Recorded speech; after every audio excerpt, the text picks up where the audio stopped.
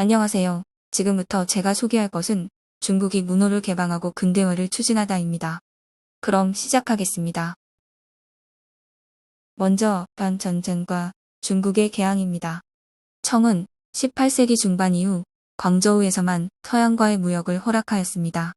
당시 막대한 양의 은을 지급하고 중국의 차와 도자기를 수입하였던 영국은 무역 적자, 즉 일정한 기간의 수입액이 수출액을 초과하여 생기는 결손액을 줄이기 위해 청의 교역 확대를 요구했습니다. 그러나 청이 거절하여 영국은 인도에서 재배한 아편을 청에 몰래 팔았는데 이 무역을 삼강무역이라고 합니다. 이로 인해 청에선 많은 양의 은이 유출되고 아편 중독자가 늘었습니다. 청은 이를 해결하기 위해 임칙서를 광저우에 파견하여 아편을 몰수했습니다.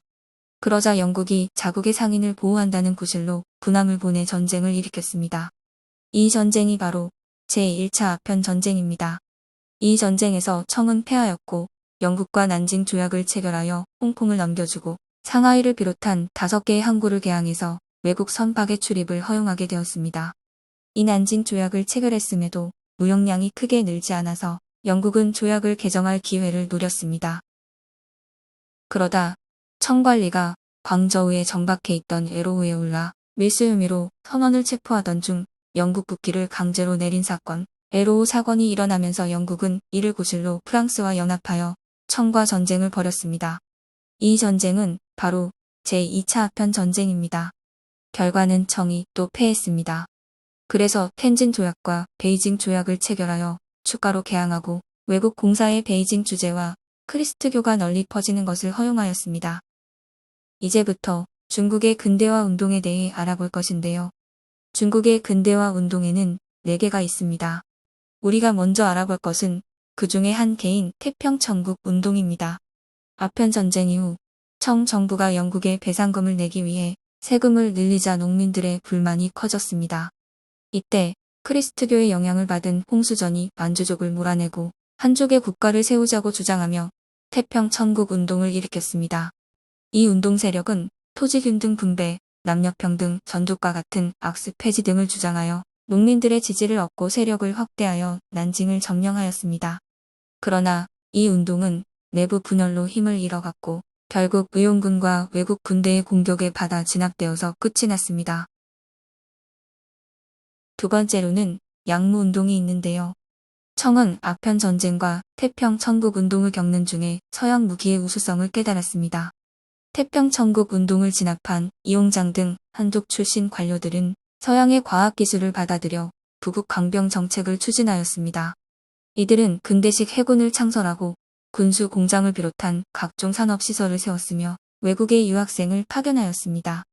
하지만 양무운동은 전통적인 체제를 유지하면서 서양의 기술만을 받아들이자는 중체 서용을 내세웠고 지방 관료가 제각기 추진하여 일관성이 없었습니다.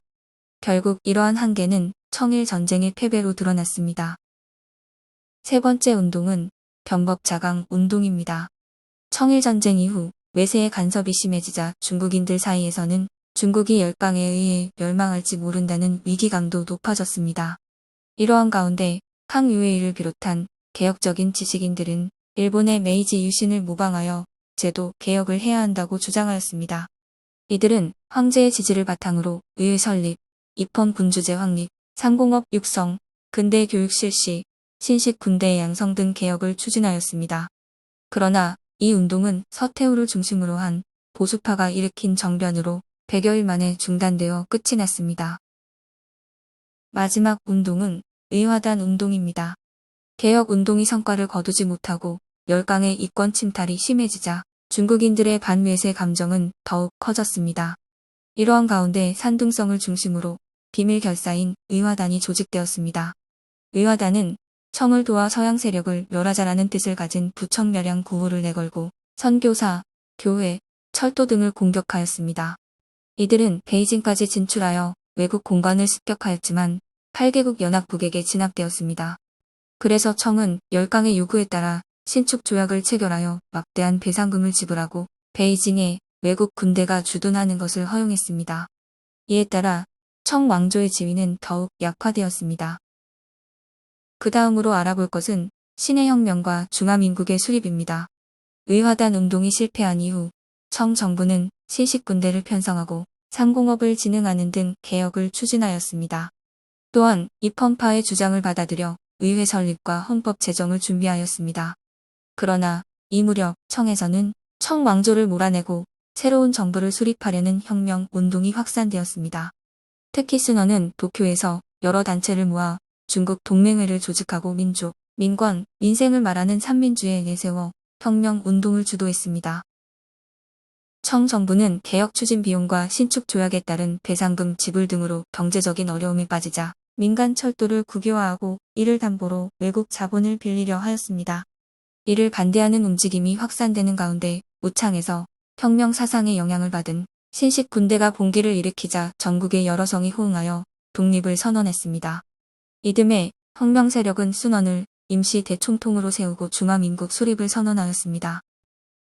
청 정부는 혁명 세력을 진압하기 위해 위안스카이를 파견하였지만 오히려 그는 혁명파와 타협하고 청 황제를 퇴위시켰습니다.